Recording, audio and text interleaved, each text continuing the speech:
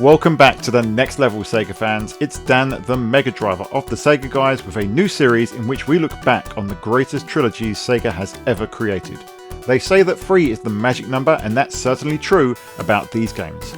With Shinobi Art of Vengeance launching very soon now, it feels like the right place to start is with the Shinobi Trilogy and the adventures of Joe Musashi, Joe being a hero in the new game, released by Sega and developed by Lizard Cube. What is the Shinobi Trilogy, and more importantly, what made these games so special? Don your gi, draw your sword and stock up on your shurikens and join me on this journey.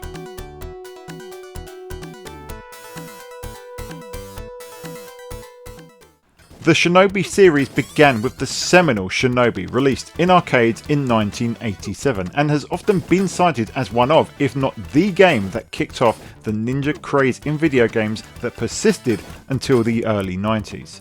The game is a platform action title with an element of run and gun, but nowhere near as chaotic as something like Contra. Instead, you methodically make your way through the stages, tossing throwing stars at enemies, unleashing melee attacks when they get close, and saving your captured trainee ninja friends. You can even use magic, called ninjutsu, to help you through the adventure. The game is tough, extremely so, especially because in the last stage you aren't allowed to top up your credits, but it's incredibly fun and extremely rewarding. While each subsequent entry to the series has added its own twists on the formula, the concept of an action platform game with magic, projectile attacks and a high difficulty level persists. These are what I see as the core tenets of the Shinobi series. The game was a commercial success in the arcades, so it spawned several sequels, ports and spin-offs. Which begs the question, what exactly is the Shinobi Trilogy? The immediate follow-up in the arcade was Shadow Dancer, which played almost identically to the original game, albeit with the inclusion of your hero's dog. This too was ported to the Sega Master System and to home computers at the time, while also getting a very different version made from the ground up for the Sega Mega Drive. That same year, also on the Mega Drive, we got Revenge of Shinobi, a somewhat different take on the series compared to the arcade games. Then we got the Cyber Shinobi on the Master System, and we also got 2 exclusive Game Gear Shinobi games, one of which was actually called Shinobi II in the West, and all of these are again slightly different. So, in order to ascertain where the trilogy starts and ends, we're going to work backwards from the Mega Drive's Shinobi III. That game's story, focusing on the returning Neo Zed, the hero, Joe Musashi, and the gameplay, makes it a direct continuation of Revenge of Shinobi. With the second and third games established, what's the other game? Well, you could argue that it's the Mega Drive version of Shadow Dancer, but given that game features a different protagonist, which also has gameplay more akin to the arcade game with its one-hit kills and focus on rescuing hostages, it doesn't quite fit. Sure, you could say it's a Mega Drive trilogy, but then it's still the odd one out. Of course, the arcade game would fit narratively, featuring both the original Zed criminal organisation and Joe Musashi, but then the one-hit kills and hostage rescues are more in line with the arcade Shadow Dancer sequel and its Mega Drive counterpart. But we do have a game that features the battle between Joe Musashi and Zed, whilst also introducing things such as the health bar that would be present in Revenge of Shinobi and the third game. That game is the Master System port of Shinobi, and that is where our trilogy begins.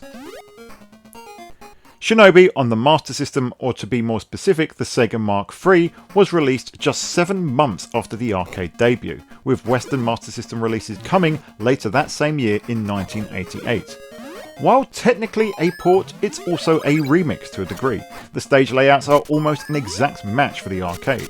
You guide Joe throughout these various areas, chucking throwing stars at your enemies and using melee attacks when you're up close. There are 5 areas, each with their own subsections and a boss. Those bosses too are the same as they were in the arcade, just shrunken down in terms of graphical vigour, as you might expect. Magic, or ninjutsu, also features, but it's here that the games diverge quite significantly. You don't start out with magic attacks just as you do in the arcade game, nor is it replenished when you die. You only gain ninjutsu attacks by completing a bonus stage. And yes, those two are retained as you chuck throwing stars at oncoming ninjas in the vain hope of keeping them at bay. However, the way that the bonus stage is accessed differs. Whereas in the arcade, the bonus round commences after every boss, on console you can access it in any normal stage so long as you rescue the right hostage. Hostage rescues remain, but they differ from the arcade and Shadow Dancer games in that they aren't essential. You can fight your way through the stages and not rescue a single hostage if you like, but in doing so you'll miss out on all of the power-ups and items that the said hostages provide when they are rescued, including the chance to play the bonus game. Not only are the hostages non-essential, but you now have a life bar too, and that looks nigh on identical to the life bars in future games Revenge of Shinobi and Shinobi 3. Just because you have a life bar doesn't make this game easy. Oh no, there is still a significant challenge here without the ability to pump credits into the arcade machine for near unlimited continues. You get 3 lives and that's it. More lives can be earned via score bonuses and your life bar can be replenished from the aforementioned hostage bonuses, but it is still a very tough game. The bosses in particular can be brutal, with the Mandara boss in particular being especially punishing if you haven't upgraded your projectiles and lived long enough to keep them. Much like the arcade, the final area with all these flying ninjas feels impossible at times, but eventually, for those with enough patience, you'll find a way to get to the Masked Ninja for the finale. The final boss feels tough at first, but once you learn his attack patterns, he can be pretty easy, especially if you manage to cheese him in the corner like I did. The ending is, well, there isn't one, which is just like the arcade, but is still a bit of a downer for all the effort it took to get to the end. Still, it's not about the destination, it's about the journey, and so the console trilogy of Joe Musashi's Shinobi Adventures is off to a great start, but things would only get better. When the Sega Mega Drive launched in Japan in 1988, it took a slightly different approach to Sega's arcade games at the time, with console sequels as opposed to direct ports such as Super Thunderblade and Space Harrier 2. That's also true for Revenge of Shinobi, released in 1989 in Japan as the Super Shinobi. The Mega Drive could have actually turned in a pretty faithful version of the original arcade game, but instead we got what is essentially a sequel to the Master System port. In this adventure, Joe Musashi's lady has been kidnapped by Zed, who have resurrected under the name Neo Zed. It's up to Joe to kick ass and rescue his missus from their evil clutches. The game format is pretty much the same as before. You travel across multiple areas, throwing projectiles at enemies and battling bosses. Once again, you also have access to magic attacks, which here are more akin to the original arcade setup, with 1 ninjutsu attack per life, though more magic uses can be picked up along the way. Like the Master System port, you have a life bar. There's no hostages to save here save Joe's girlfriend, and power-ups are littered through the stages in these wooden crates. These crates contain everything from lives and health to shurikens and power-ups, but be careful though, as they often contain bombs, even as early as the very first stage. Revenge of Shinobi is iconic. The visuals here are stunning, especially for the time, and it remains a beautiful example of pixel art.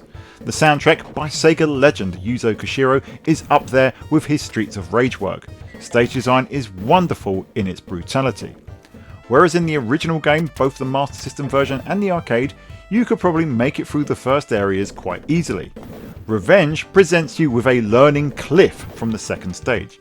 Before you've even gotten to the first boss, you'll likely die a lot on your first attempts, and things only amp up from here, with fiendish enemy placement and some insane environmental hazards. From stage 2-1 and its waterfall jumps, to the dock stage and those enemies that appear from nowhere to throw Joe in the drink, this all requires far more practice and patience than the first game. But the work is worth it. As you progress, there's no shortage of memorable set pieces and bosses.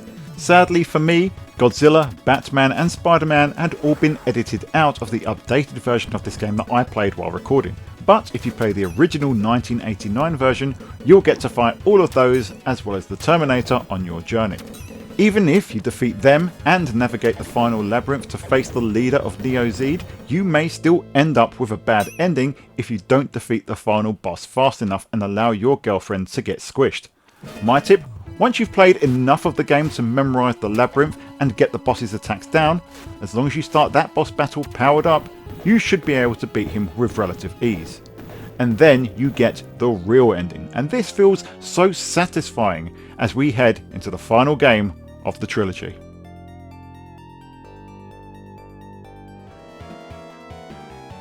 Shinobi III Return of the Ninja Master, also known as the Super Shinobi II in Japan, launched worldwide in 1993. Neozed are back again, and this time they're headed by the sinister Shadow Master. This is very much a sequel to Revenge of Shinobi in every way, but with a kind of difficulty curve, visuals that show how much the Mega Drive had advanced in the intervening 4 years, and a much more action orientated approach. Joe can do all the ranged, melee, somersault and ninjutsu attacks as before, but now he can wall jump, he can sprint, he can hang from the rafters, he can block and he can jump kick. It's Shinobi III where Joe Musashi transforms from noble ninja hero to full-blown action star. Once again, this is an audio-visual masterclass with incredible presentation, especially these pre-stage scenes that show Joe surveying his path.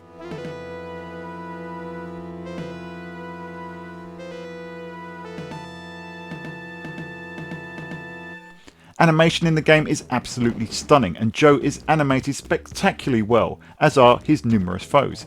This really does feel like a Mega Drive game at the console's peak.